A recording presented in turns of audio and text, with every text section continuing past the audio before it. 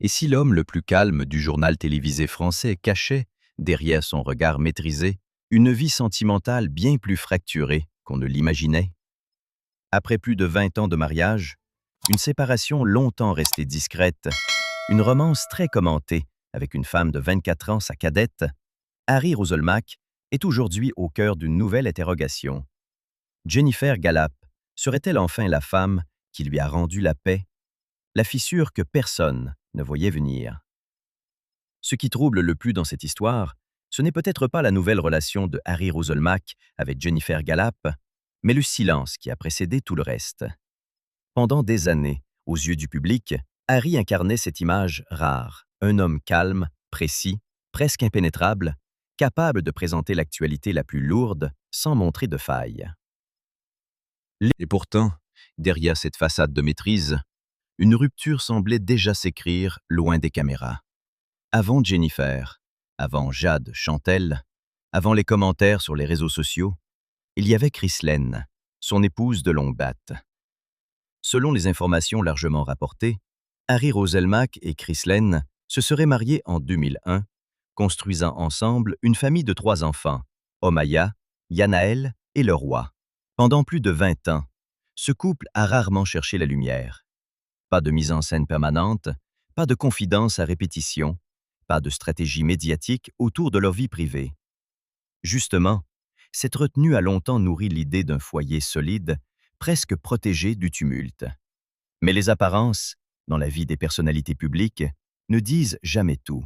Lorsqu'Harry Roselmack et Chrislène annoncent officiellement leur divorce en 2022, beaucoup découvrent alors que la rupture n'est pas récente. Il aurait reconnu que la séparation remontait à 2017.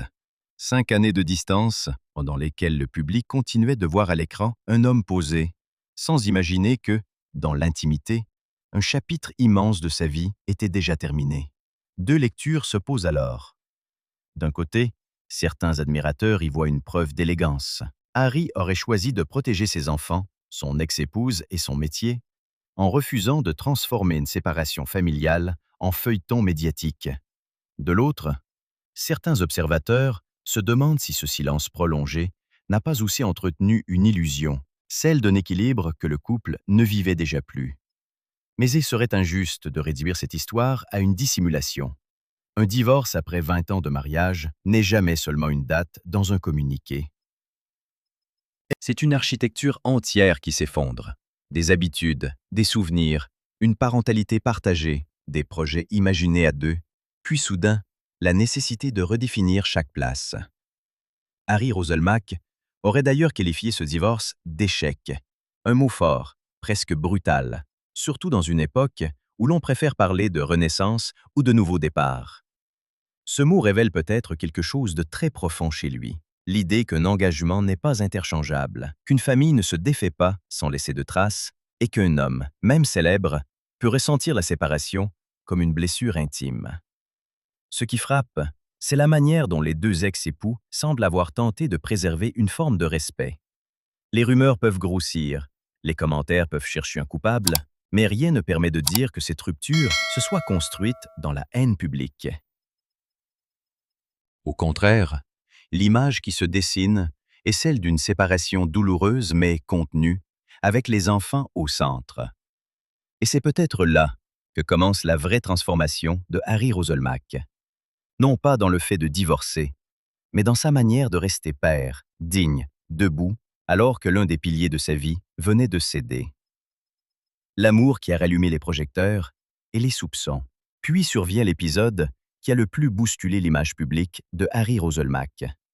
Après une séparation aussi longue, aussi discrète, beaucoup s'attendaient à le voir continuer dans le silence, loin de toute exposition sentimentale.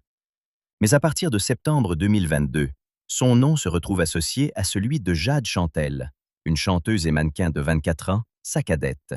Et là, immédiatement, le récit change de température.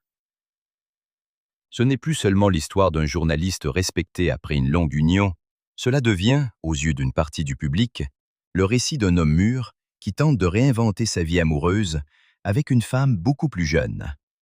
Bien sûr, il faut rester prudent. L'écart d'âge ne suffit pas à juger la sincérité d'une relation, et aucune spéculation ne peut remplacer la réalité vécue par deux personnes. Mais dans l'espace médiatique, les perceptions vont souvent plus vite que les faits. Certains internautes auraient vu dans cette romance une forme de renaissance, presque un souffle neuf, après des années de séparation silencieuse. D'autres, au contraire, y ont lu un signe de crise, comme si Harry Roselmack cherchait à combler un vide ou à fuir le poids d'un échec conjugal. Deux camps se dessinent alors, ceux qui défendent son droit à aimer librement, sans être réduit à son âge ou à son statut d'ancien présentateur emblématique, et ceux qui estiment que cette histoire venait trop vite, trop fort, trop exposée après l'annonce du divorce. Ce qui rend cette période intéressante, ce n'est pas le scandale facile, mais ce qu'elle révèle de notre regard sur les personnalités publiques. Quand un homme discret tombe amoureux, faut-il y voir un choix intime ou une déclaration symbolique? Quand une relation ne dure pas, faut-il parler d'erreur, de calcul ou de passage nécessaire? Dans le cas de Jade Chantel, la relation n'aurait pas duré très longtemps, mais elle semble avoir eu une résonance particulière pour Harry. Selon plusieurs récits médiatiques, il lui aurait exprimé une forme de gratitude, évoquant chez elle une profondeur d'âme et une capacité à réveiller quelque chose en lui. Cette phrase, si elle est rapportée dans cet esprit, est essentielle. Elle suggère que cette histoire n'a pas seulement été une parenthèse mondaine, mais peut-être une étape émotionnelle. Une étape où un homme blessé par un divorce a recommencé à se sentir vivant, désiré, compris ou simplement autorisé à repartir. Et pourtant, cette romance a aussi laissé une trace ambiguë. Pour les uns, elle montre un Harry Roselmack plus humain, plus vulnérable, moins figé dans son costume d'homme de télévision.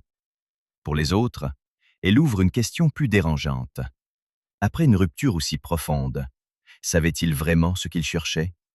Était-ce l'amour, la guérison, ou seulement le vertige d'un nouveau départ? Et c'est précisément ici qu'un détail devient impossible à ignorer. Quelques mois plus tard, lorsqu'apparaît Jennifer Galap, tout semble changer de ton. Moins de bruit, moins de provocations perçues, moins de commentaires sur l'âge, mais une impression de stabilité plus forte. Gardez bien cela en tête, parce qu'à la fin de cette vidéo, un détail beaucoup plus intime sur le rôle de Jennifer dans la vie de Harry pourrait expliquer pourquoi cette relation semble différente de toutes les précédentes. La relation qui ressemble moins à une fuite qu'à un refuge. Après l'épisode très commenté avec Jade Chantel, un changement de climat s'installe autour de Harry Roselmack. À partir de mai 2024, son nom apparaît publiquement aux côtés de Jennifer Galap, ancienne escrimeuse devenue voix de radio. Et tout de suite, quelque chose semble différent. Là où la précédente relation avait déclenché des discussions sur l'écart d'âge et sur l'image d'un homme qui recommence, cette nouvelle histoire est décrite par plusieurs observateurs comme plus posée, presque plus silencieuse. Jennifer Galap ne surgit pas dans le récit comme un simple rebondissement sentimental. Elle semble entrer dans une période où Harry n'a plus seulement besoin d'être admiré ou compris, mais accompagné.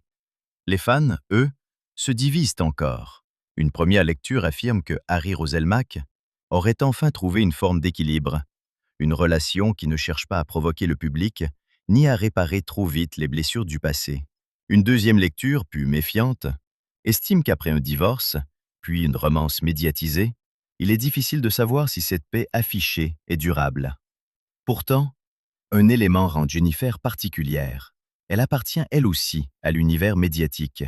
Elle connaît la pression d'une parole publique, la violence possible des commentaires, l'épuisement des regards qui interprètent tout.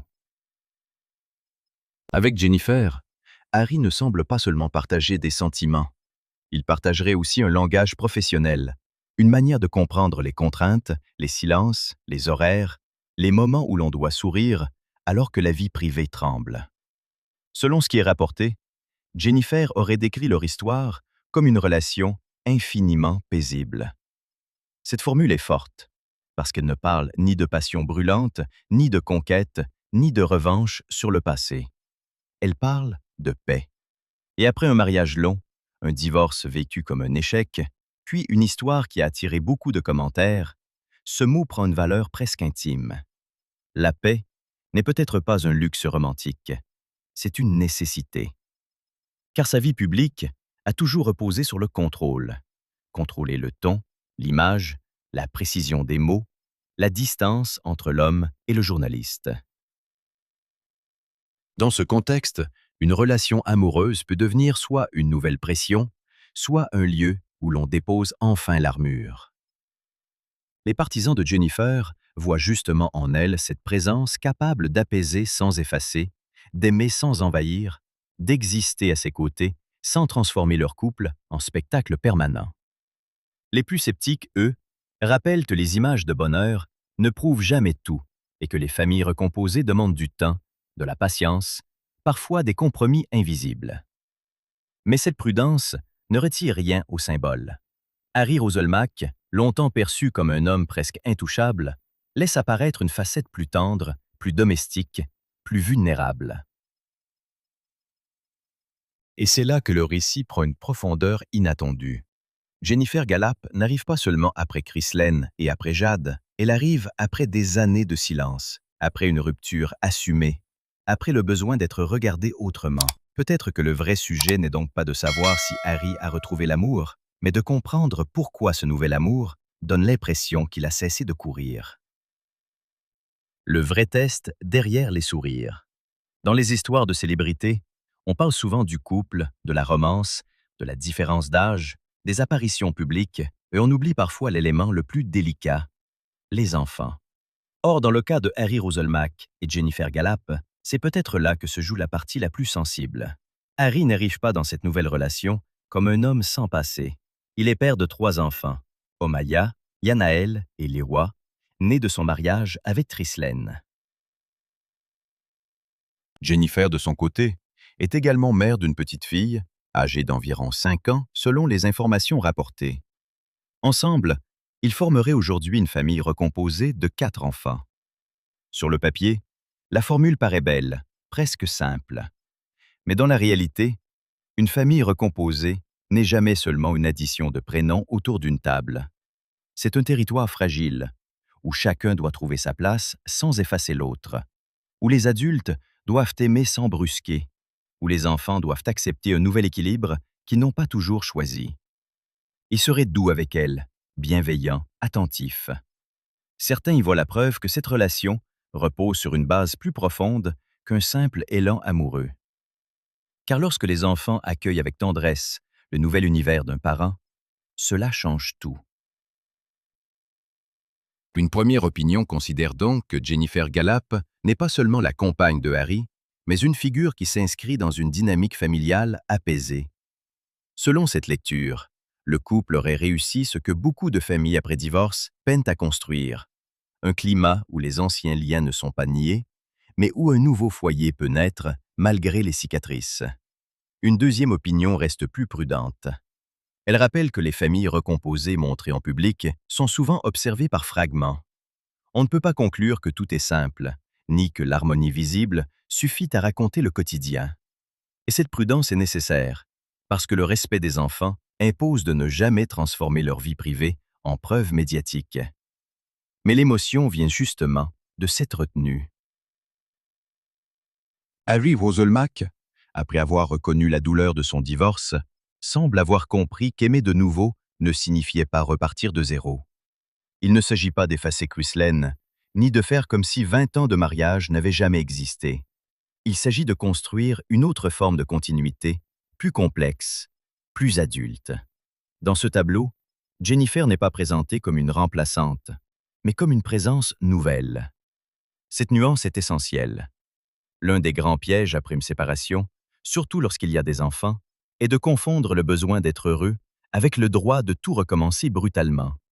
Harry, lui, semble avancer avec une conscience aiguë de ce qu'il porte, son rôle de père, la mémoire de son ancienne famille, l'attention due à l'enfant de sa compagne et le désir de ne pas reproduire les blessures du passé. C'est peut-être pour cela que cette relation intrigue autant.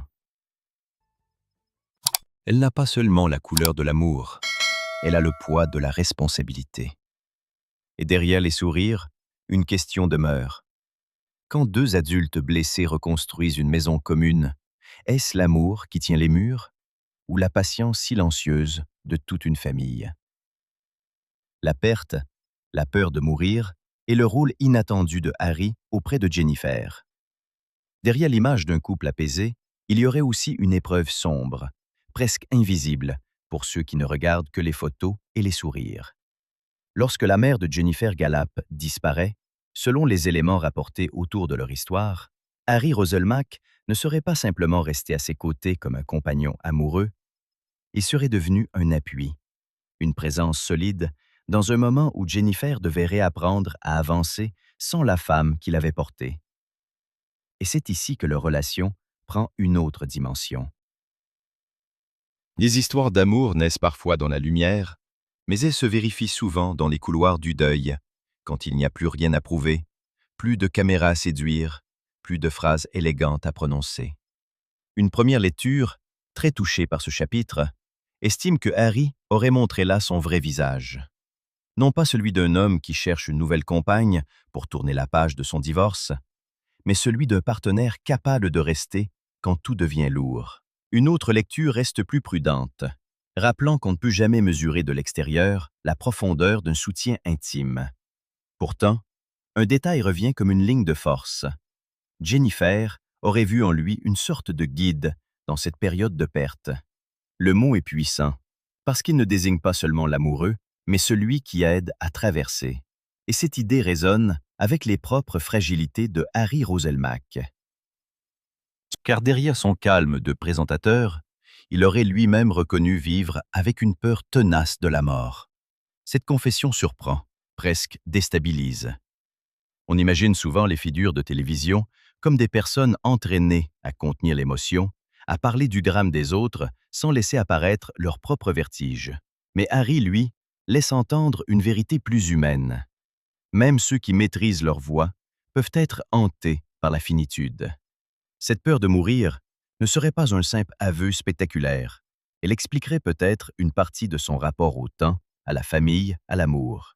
Certains y voient un moteur profond. La conscience que la vie est fragile pousserait Harry à ne plus perdre d'années dans des relations mortes, dans des silences trop longs ou des images trop rigides. D'autres y voient plutôt une blessure, une inquiétude qui pourrait rendre chaque choix plus urgent, plus chargé, presque plus vulnérable. Dans les deux cas, cette peur donne une couleur particulière à son lien avec Jennifer. Lorsque quelqu'un sait que tout peut disparaître, il ne cherche plus forcément l'éclat. Il cherche la présence. Il cherche une main qui ne tremble pas quand la vie se rétrécit. Et pour Harry, l'autre moteur essentiel resterait ses enfants. Il aurait expliqué que son envie de prendre soin de lui, de tenir physiquement et mentalement, vient surtout de son désir de les voir grandir. Là encore, le récit devient plus intime que mondain. Ce n'est pas la célébrité qui le maintient debout, ni la carrière, ni le regard du public. Ce sont Omaya, Yanaël et le roi, cette promesse silencieuse d'être encore là demain. Et alors, lorsque Jennifer traverse le deuil de sa mère et que Harry porte déjà en lui cette peur de la disparition, leur relation semble se construire sur une conscience commune. Aimer, ce n'est pas seulement partager les jours heureux, c'est tenir quand la mort rappelle qu'aucun bonheur n'est garanti. Le poids d'être le premier, puis le besoin de renaître. Pour comprendre pourquoi l'histoire sentimentale de Harry Roselmack fascine autant, il faut revenir à ce qu'il représente dans l'imaginaire médiatique français. Harry n'est pas seulement un homme qui a divorcé, aimé à nouveau, puis trouvé une forme de paix auprès de Jennifer Galap. Il est aussi celui qui a marqué l'histoire comme l'un des visages les plus symboliques du journal télévisé, notamment parce qu'il est devenu le premier homme noir à présenter le grand journal de 20 heures en France. Ce statut, souvent résumé comme une réussite, portait pourtant un poids immense. Être le premier, ce n'est jamais seulement ouvrir une porte, c'est entrer dans une pièce où chaque geste est observé, chaque erreur amplifiée, chaque hésitation interprétée. Une première opinion célèbre Harry Roselmack comme un pionnier, un visage qui a permis à une partie du public de se reconnaître dans un espace longtemps verrouillé. Une autre opinion estime que cette mise en avant l'a aussi placé dans une position injuste, celle d'un homme obligé d'être irréprochable, non seulement pour lui-même, mais pour tous ceux que l'on projetait sur lui. Selon cette lecture, Harry n'avait pas vraiment droit à l'erreur. Une faute de ton ou une imprécision sur le plateau pouvait être lue comme un symbole, parfois même comme un prétexte à débat racial. Cette pression explique peut-être son extrême maîtrise, son apparente distance, cette manière de ne jamais laisser le chaos intérieur franchir la frontière du visage. Mais l'homme ne s'est pas arrêté là. En s'aventurant vers le cinéma, la réalisation, puis l'écriture philosophique, il a pris un risque différent. Être jugé hors de sa zone légitime. Beaucoup de personnalités médiatiques restent prisonnières du rôle dans lequel le public les a découvertes. Dès qu'elles veulent penser, écrire, créer autrement, les soupçons arrivent. Vraie démarche ou simple extension de notoriété. Dans le cas de Harry, son livre « Il n'est pas trop tard pour naître » semble résonner comme une réponse personnelle à ses doutes. Le titre seul a quelque chose de bouleversant. Il suggère que la naissance n'est pas seulement biologique, elle peut être intérieure, tardive, douloureuse, mais possible. Et c'est ici que tout se rejoint. Le divorce qualifié d'échec, la romance courte avec Jade Chantel, l'amour plus stable avec Jennifer Galap, la peur de la mort, la nécessité de rester debout pour ses enfants, et cette volonté de créer encore.